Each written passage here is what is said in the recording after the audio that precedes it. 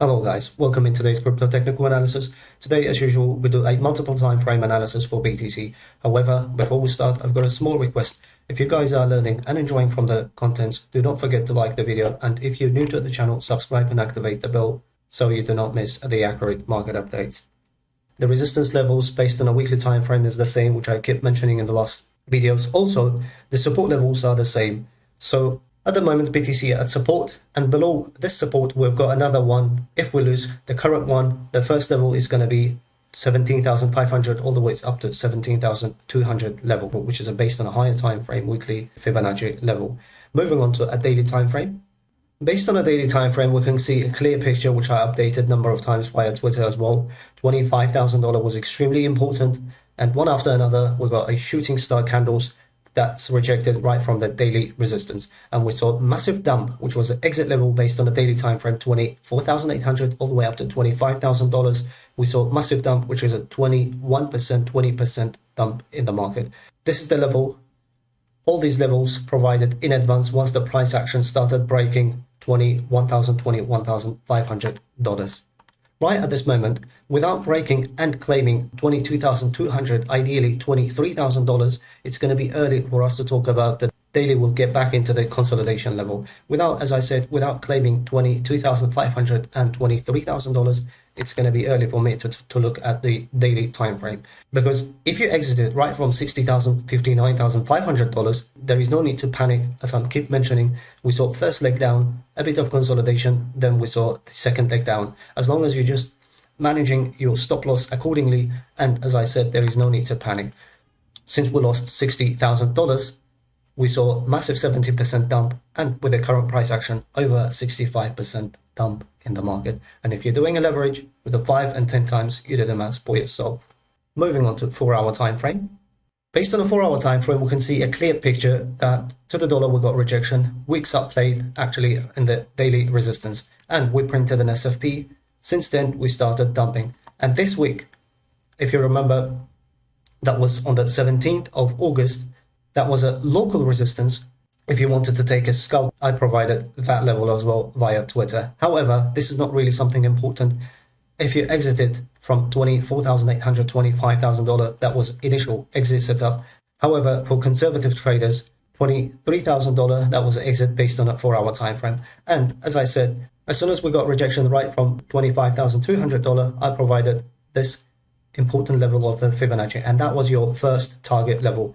We are tracing this support level over a month now. So that was another level that I was talking about. The first target level, 618, which was $21,000 all the way up to $20,800. And then the next one is very important and crucial right at this moment, that we're inside this support, which I mentioned in the previous videos as well. That's around $20,000 all the way up to $19,300.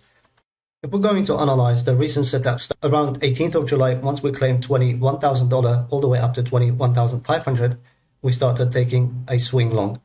And as soon as we reached our target level of daily resistance, $25,000, $24,800, that was our exit level. And from $21,500 average, which is a $21,200-ish, we saw massive pump, which is over 18% pump in the market. However, this was an obvious one, the rejection right from the daily. And as I said, we saw all the way up to the first level of 618, the golden pocket, 15%, with a current price action, 21% plus dump in the market. But bearing in mind, 23,500, 23,000 was extremely important for the swing traders. That was a high probability setup. And all the way up to 618, nearly 10%, with a current price action, we saw 15% dump in the market. If you're doing a leverage with the 5 and 10 times, you did the math for yourself. As soon as we lost $23,000, as I said, the 4-hour time frame went heavily under the bear's control. First leg down, a bit of consolidation, then we're seeing the second leg down. At the moment, it's a bit struggling. Before we move on to further analysis, if you want to learn all this technical analysis, what I'm showing, and if you want to become an independent professional trader, or you're interested in the institutional trading system, you can message me via Telegram at Magnate8. A 101 intense masterclass is available, where I'm going to teach you how to become a profitable and professional trader in the market. And it only takes you 5 to 10 hours to master this all. During the course, you will learn day trading, i.e. scalping, swing, and as well as the long-term as an investor trading systems. Earlier on, I was asking about the market updates and I saw a positive feedback. Also, the first time I asked, if you have any questions, write it down below so I will answer during the video. So let's start the question from Yoshi. Will we see a lower levels for BTC and Ethereum? Well, the answer is, as long as we're going to be below the daily resistance as well as the weekly resistance that I'm keep mentioning on this channel, yeah, then it is highly likely that we're going to see a lower levels, which you can study my pinned tweet that will help you a lot to understand the market. Another question is from Sultan Badi. He was asking, I see that the stocks are dropping down for the last 5 days in a row, but BTC is still holding 20k. What does this indicate? He's surprised that BTC is not following the stocks. Before I answer to the question, just 40 minutes ago, I just updated the ES. Sometimes it's just that we see correlation with the equity market, and you can read the note and you can understand the levels that you have to pay attention on the equity market. The answer for this question is, if you're following me sometime on the Twitter as well as the YouTube channel, I always say I do my analysis and I do trade based on an individual chart. If I'm doing BTC USD, normally I don't look at any other confluence because my system is built based on the individual chart. These are the new levels for ES. You're right.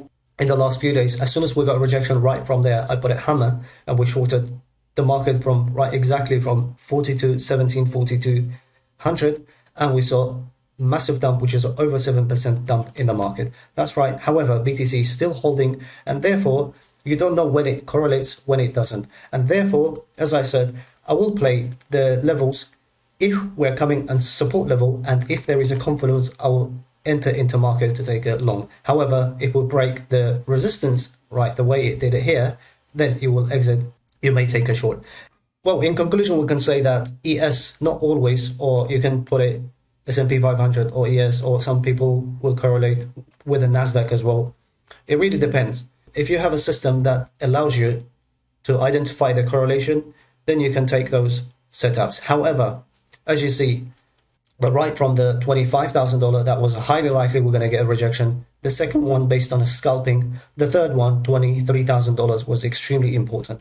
So that's how I trade, to be honest.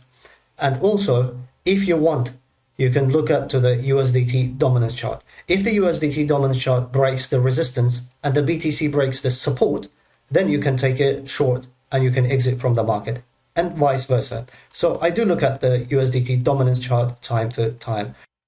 But as I said, in the market, we saw many people, they do very good analysis based on an ES as well, looking at the ES, and then they will look at the BTC at the same time. However, as I said, I do trade and chart based on the individual charts. Based on a 2-hour as well as the 4-hour time frame, $20,700, ideally $21,000 is extremely important. Without breaking $21,000, it's early for us to talk about the 4-hour. Will get back into the consolidation level.